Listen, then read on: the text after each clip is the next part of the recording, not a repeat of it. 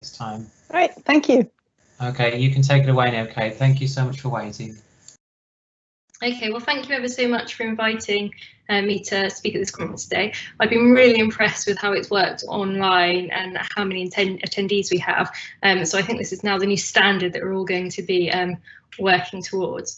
So today I'm going to be talking about how we can teach reproducibility in undergraduates. So we've been hearing about some of the problems, and so one of the solutions is very much how we train the next generation of scientists, and thereby also manage to improve our own methods as well, because we'll have to update them if we're going to train them in the next generation.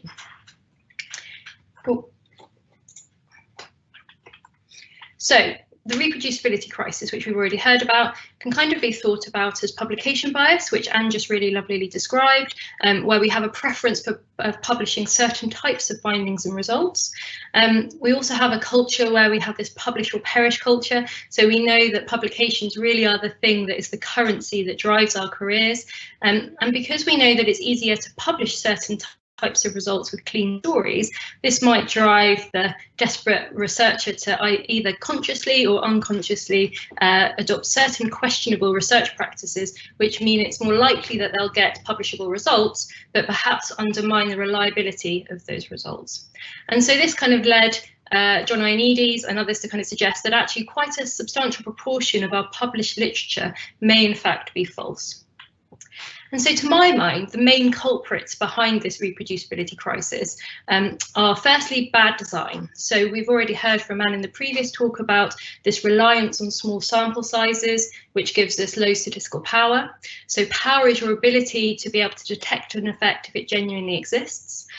So if we're routinely using small samples and we have very low statistical power, then we're going to be more likely to miss genuine effects. And also, when we do manage to find a significant result, so when we do get a positive result, the PPV, the positive predictive value of that test, is reduced. So that means it's more likely to be a false positive result. Low power also means that many of our effect size estimates are unreliable, and so they might be they might give us biased results. So we might overestimate effect sizes that are genuinely there or underestimate them.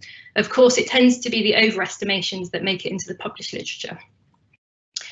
So on top of badly designed research studies, we also have these questionable research practices, which Amy talked so eloquently about this morning. So we have p-hacking, selectively reporting results that worked, cherry picking the ones that by random chance have come out and worked quite well, hypothesizing after the results are known. And this was really elegantly shown, in Simmons et al.'s paper in 2011, which Amy covered this morning, where they were able to show that if you have a lot of flexibility, undisclosed flexibility in the way that you analyze studies, we can very quickly get to very high levels of false positive results. And we know that researchers are commonly using these sorts of questionable research practices because of the very famous study by Leslie John, where many people admit to failing to report all their dependent measures, selectively only reporting studies that work, or claiming to have predicted unexpected findings. And I think the third thing that really kind of is problematic is this wider research culture that we all work within, these perverse incentives that we have. So this pressure for us to produce high impact publications so that we can advance our careers, and the fact that the currency by which we advance our careers is on the publications that we have, and of course we have that awful publication bias occurring. So those are my top three kind of contributing factors, but what do other researchers think? Well, in 2016 there was a survey in Nature where they asked researchers whether or not there was a reproducibility crisis. Overwhelmingly, people agreed that there was, and when asked what factors contribute to irreproducible research, the top three were selective reporting, so questionable research practices, pressure to publish, and low statistical power. So how does this all relate to how we teach the next generation of students? So in our discipline of psychology, the final year students tend to do an empirical dissertation. So they have to do an empirical research project, which forms a substantial proportion of their final undergraduate degree grade. And when I was an undergraduate doing neuroscience, it was very much the same. And I'm pretty sure that most courses, undergraduate courses across the biomedical and social sciences, tend to have this empirical component, this empirical research dissertation being a major component of the student's final award. So if I think about my own university, or when I was an undergraduate, we have hundreds of students on a given course doing multiple different projects where they have very poor resources. You know, we have very little time to do these research projects, a mere matter of months. They don't have any particular research funding kind of associated with them, so we often don't have much kind of financial support for them. And depending on what you are, what questions you're asking, we often have limited access to participants.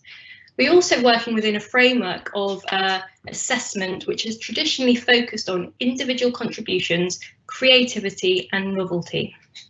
So combined, this really gives us the potential for multiple studies which are small, underpowered and potentially poorly designed, that might be testing novel hypotheses rather than replication and have the potential to be analysed with undisclosed flexibility. So let's work through an example of this and how this relates to the power and the kind of veracity of our statistical inferences. So let's suppose I have 100 undergraduate students doing their empirical dissertation in my department. But because we're focusing very much on individual creativity and novelty in the questions that they're posing, 90% of cases, the students are testing hypotheses where the null is actually true. We set the significance level to 5%. And we set the average power at 20% because they just don't have enough time to collect many participants worth of data. So if we have 100 undergraduate student projects, amongst those 100, we have 10 true associations that exist. So of those 10, because we only have 20% power, and if you recall, power is the ability to be able to test and observe an effect if it exists, we will only be able to detect 2 of those, that's 20% of them. However, of the remaining 90 non-associations, we will falsely declare between 4 or 5 of them, that's 5% of them, as significant. So now suppose significant findings get submitted for publication. 2 out of 3 of those will be false positives. You may think that's a little bit gloomy, but if I recall when I was an undergraduate at Cambridge, there were lots of each year there would be a handful of students who would get an undergraduate publication, or they would get a publication from their empirical dissertation. And you know, we all knew about them because it was quite exciting and quite rare, and that would really set them on this incredible career trajectory from that point onwards. And now that I'm a senior lecturer, I often sit on the other side of the table, so I'm quite often shortlisting or interviewing PhD candidates for various funding opportunities. And one of the key things that often goes into the assessment criteria is whether or not they've had a publication. So publications at undergraduate level can really set people on a fast track towards kind of success in research careers.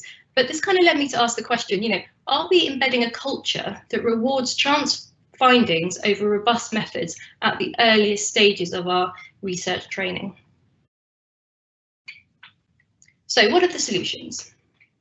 Well, we and others have proposed many different solutions based on various practices that have been occurring across a range of different disciplines. But I think the 3 that are most important for this talk are performing an a priori power calculation. So let's think about doing studies with sufficiently large samples so that we can reliably test for meaningful effect sizes. And I think as humans, we tend to be very overly optimistic. So effect sizes tend to be much smaller than we would like to hope. Then I think, as Anne was very wonderfully talking about earlier, we need to think about registering our study protocol and analysis plan.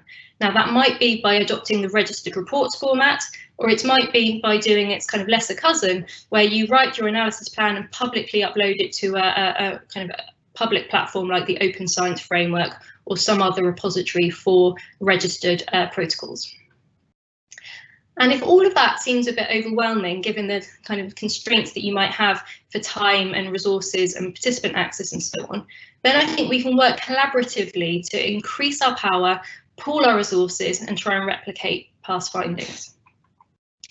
And I think we can introduce all of this into the way that we teach our next generation of researchers, so that we're really improving their methodological training from the outset and kind of instilling those best practices at the grassroots.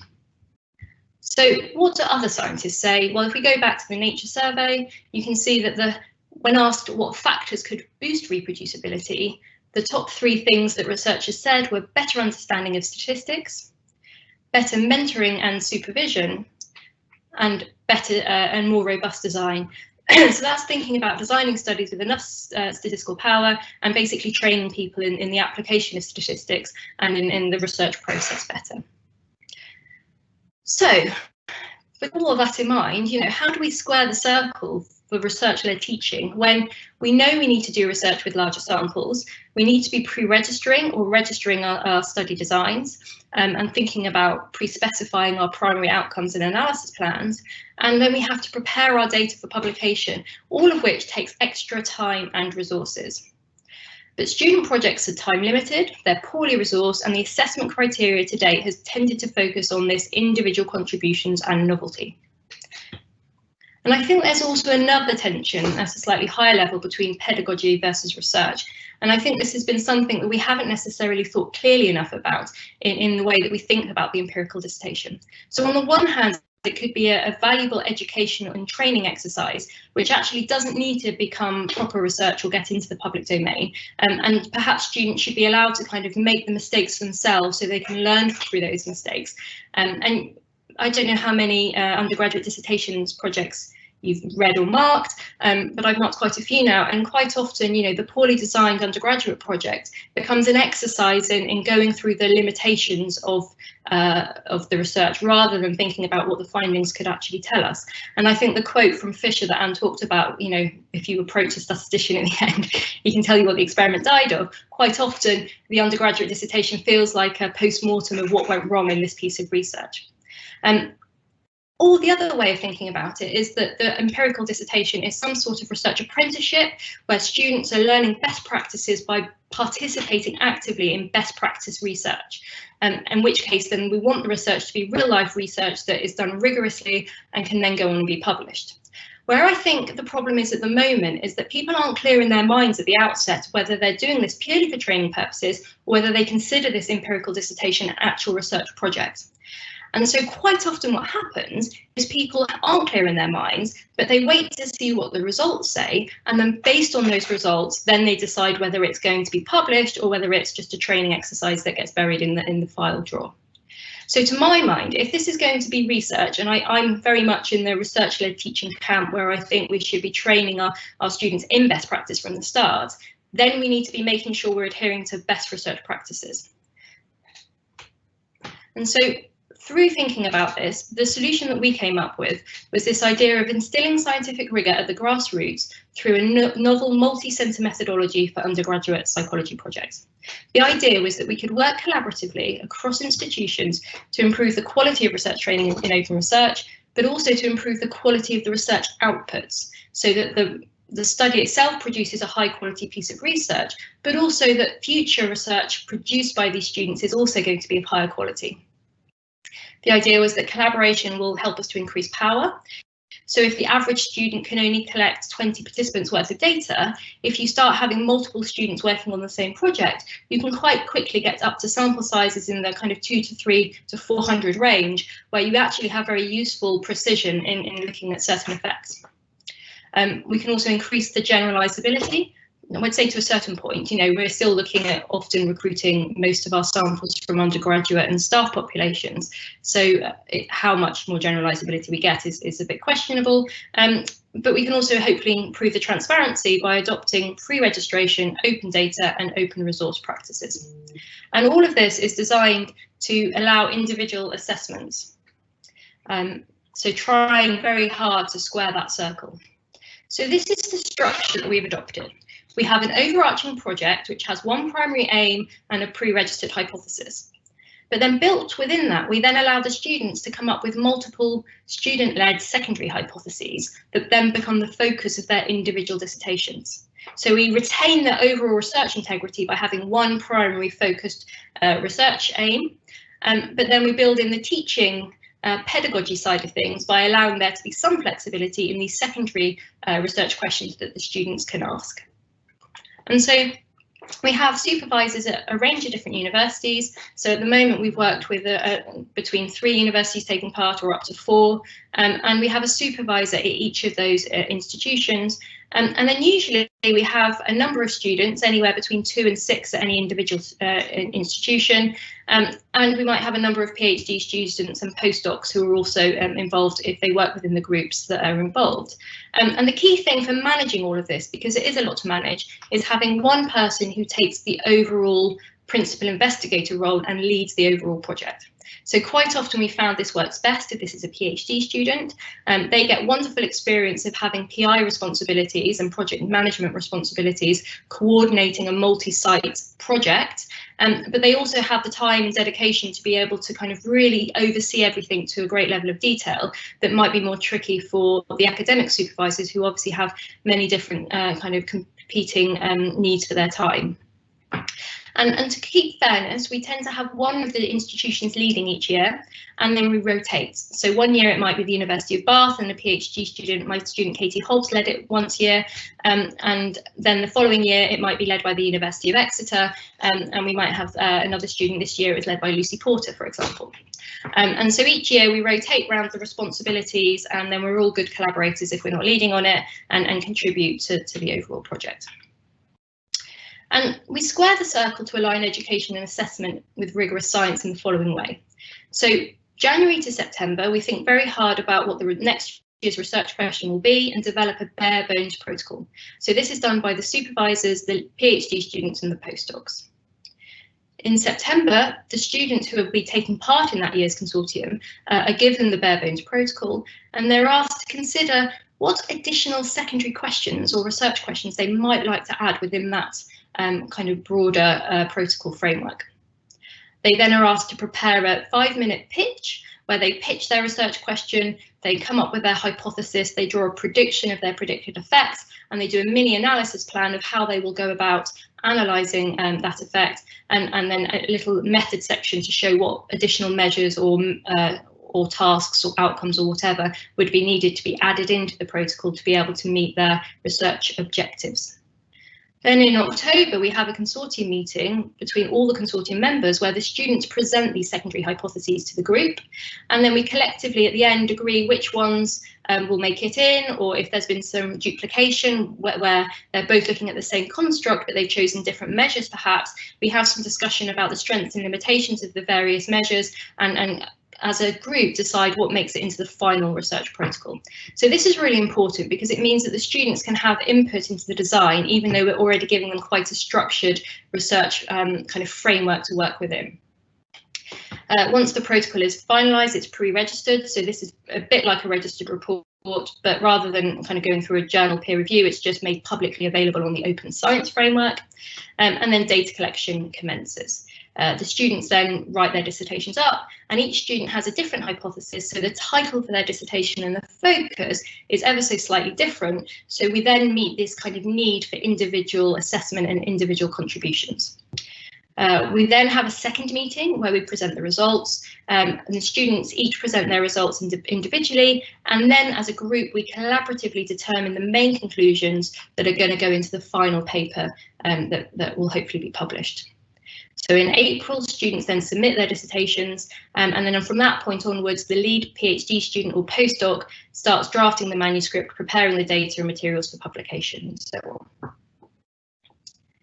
So in 2016, I was invited by the British Psychological Society to their undergraduate education committee, and I presented this idea to them, and I was really delighted that they changed their accreditation guidelines to specifically endorse group-based dissertation projects in psychology.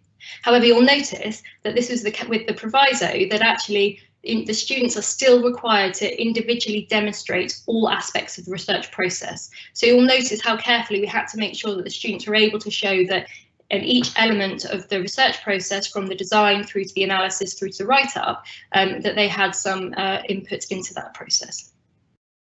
And so one way that we've done this is through a replication and extension model. So the first consortium we ever did was in 2016-17, and we decided to replicate a finding that some members of the group had already published, which was looking at response inhibition training as a treatment for trying to improve weight loss and reduce energy intake. So we decided that we would replicate that effect, but in a different sample, in our student sample. So the primary research question that we pre-registered is, does inhibition control training relative to control reduce wanting and liking of unhealthy foods? So that was the overall aim of the consortium that year, and that's the kind of untouchable, rigorous, pure kind of scientific aim. And then to build in the training for the students, we asked them to come up with their own additional secondary questions. And so this might be the extension part, where a student might have come up with such a question as, is the treatment effect moderated by trait impulsivity, such that the more impulsive a person is, the more effective the training will be? So the student's dissertation would focus on the role of impulsivity, trait impulsivity, in response to food choices and whether it can moderate the effectiveness of a training, whereas the publication that we will write as a whole group will focus very much on the primary question, which is the replication. So we're trying to square that circle all the time between training and keeping really high quality research. So in terms of the solutions, we can think about our what we've done to kind of perform a priori power calculations. So we based our sample size on the previously published treatment effect. We then quadrupled it to account for the moderation analysis. We reached 238, so we didn't quite have enough power for the students' dissertations, but we were able to retain the integrity of the primary research aim for the replication. We publish all our protocols. We register them all on the Open Science Framework. There's a list of them here. You can go and look at them. I think the last one is still under embargo, but the others should be out of embargo now. And the students can use these as a CV point if they're going for kind of MSCs or PhDs or whatever, because these are now citable documents that they can show that they were working in an open science way. And finally, we're working towards making all of our data sets and study materials as open as possible. So we're still writing up these papers, so we haven't published any data sets yet, but we're increasingly using creating new tasks using open source software such as Python, so we can make those fully open access to anybody. And then the tasks that we've been using on online platforms such as Inquisit or Gorilla can obviously be made open access to anyone who has a license to be able to use those things. But obviously the kind of holy grail is to make use open source, free to use software such as Python.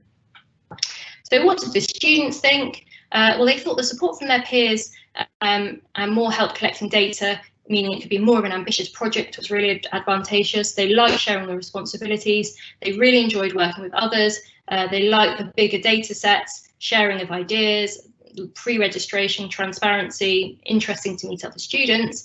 So this kind of idea of being able to work with other people and collect meaningfully large data sets was really important to them.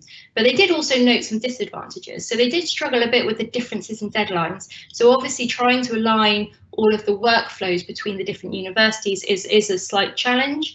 Some students have to submit much earlier than others, so we always work to the first deadline, but obviously there is sometimes a different sense of urgency amongst the students depending on when their deadline falls.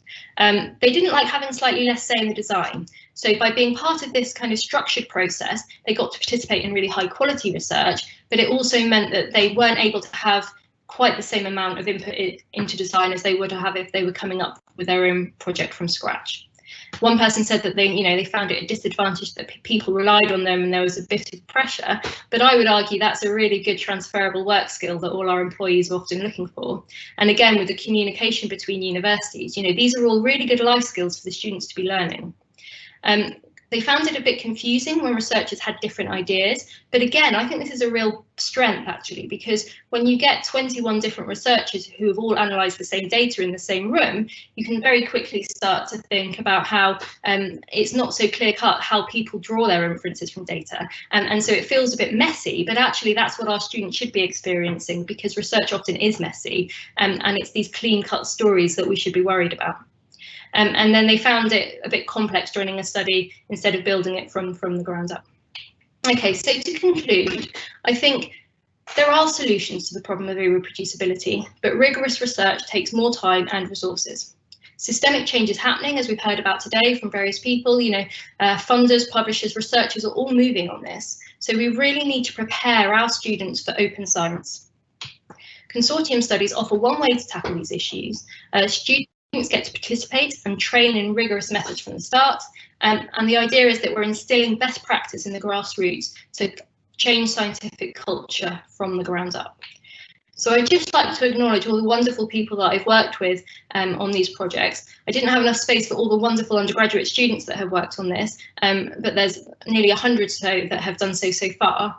But I particularly want to thank all my collaborators at Cardiff University, UE, University of Bristol and Exeter, and in particular the PhD students who led on the different years. So Lucy Porter from Exeter, Katie Hobbs from Bath, and Lucia Tsvala from Cardiff, and Leah Maisie was also very helpful in that study. So thanks to everybody, and I'm open to any questions if you have any.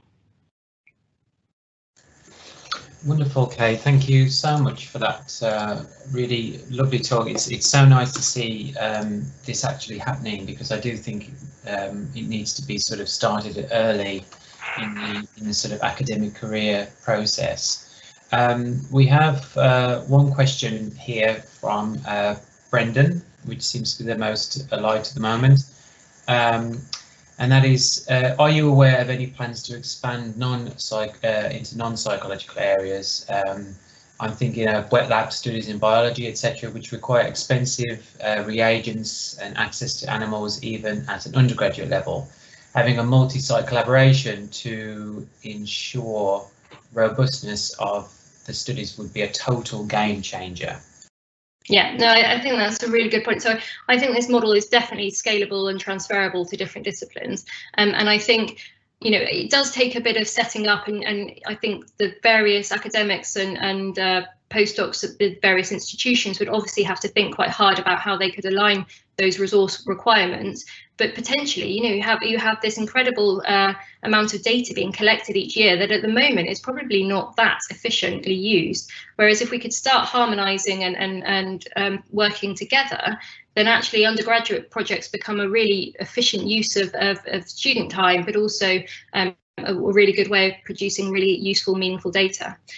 So I think the challenges will vary between disciplines. So obviously, if you have very expensive reagents and pipelines that might differ between sites, but I think we can also look to the example of genetic epidemiology, where people started collaborating and pooling genetic data together for the big genome-wide association studies, and that's led to a real revolution in the harmonisation of research processes and pipelines and methods. And so I think it could be really beneficial for kind of wet lab environments, because once you start working with other people, you have to really think through why you do your certain protocols and procedures.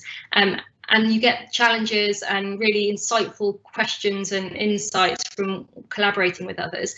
So I found it really useful in actually converging on more efficient processes in my own group that I've adopted and learned from others that I've collaborated with. Great. So we have another question, Maddie Pownell, and they ask, any tips for how I can take this to my own department to try and embed a similar approach? What was the timeline start finish on implementing the structure? Did you come up against any pushback in the early stages? Yeah, so I think the timeline, I did this quite early on in my, as I started as a new lecturer in 2015, and so we started our first consortium in 2016, so the following year. So it had like a year lead-in time, pretty much.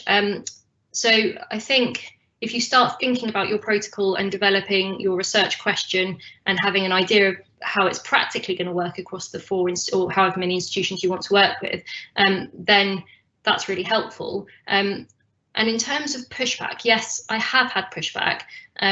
Some people in my department, and I've had this from other kind of talks that I've given as well, feel as if that we're using the students perhaps more as RAs rather than this kind of training educational experience for them. So going back to that slide I showed of the tightrope, you know, the rope being snapped, where you have pedagogy on one side and this kind of research on the other. So I think people do have slightly different philosophical viewpoints about what the final year empirical dissertation should be, and this idea that actually we're taking away this chance for students to be really novel and creative, and we're kind of forcing them into a more of a prescriptive research project.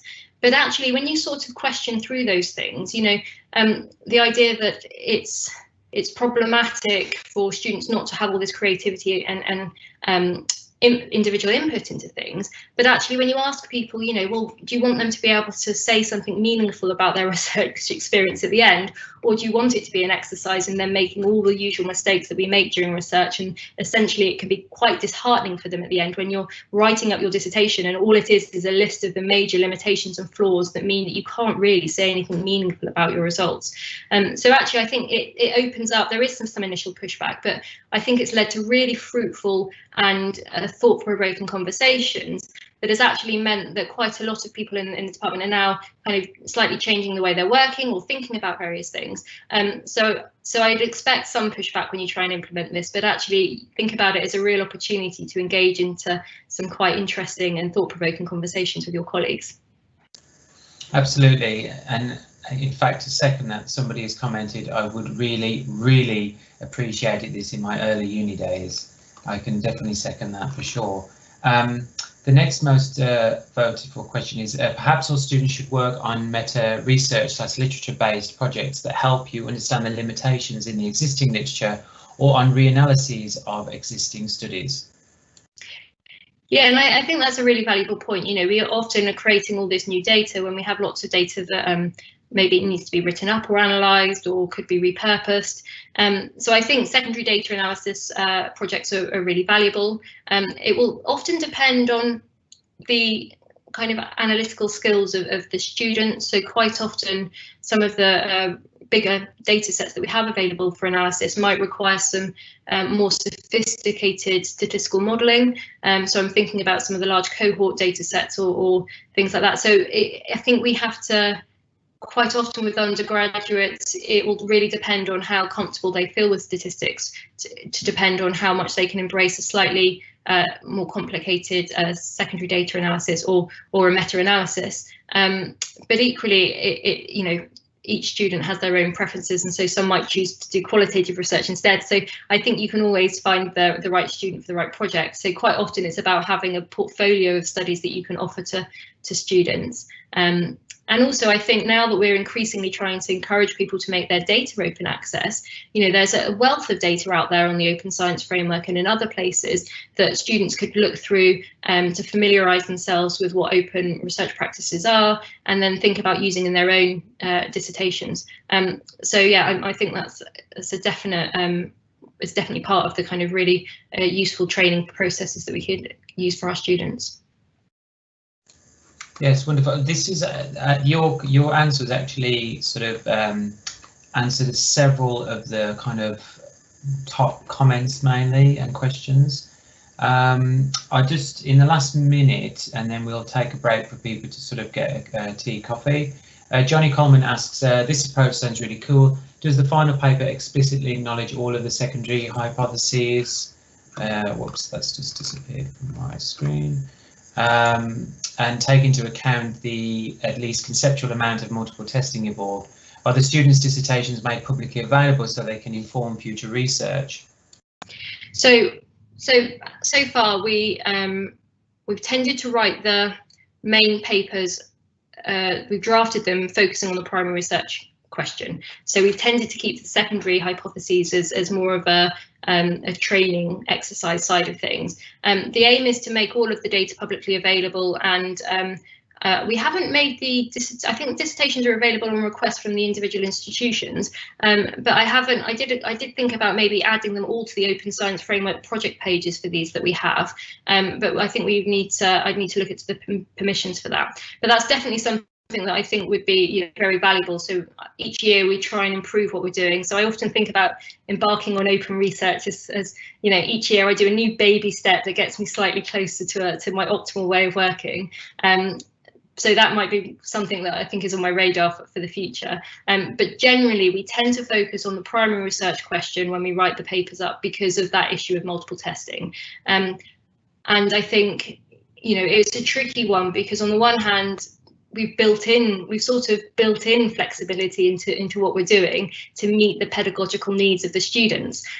So you've then got this kind of, and this is what I mean about squaring that circle. There is a tension here with trying to do everything as individual contributions and allowing the students to have these individual inputs. But at the same time, if you've got 21 students, you've then got 21 individual tests that you've added in. So we tend to focus the papers, which we think is the kind of, you know, publishable research output that's going to be out there in the world for everyone to see, as focusing on the primary research aim, and that the secondary research questions are much more for the learning experiences of the students.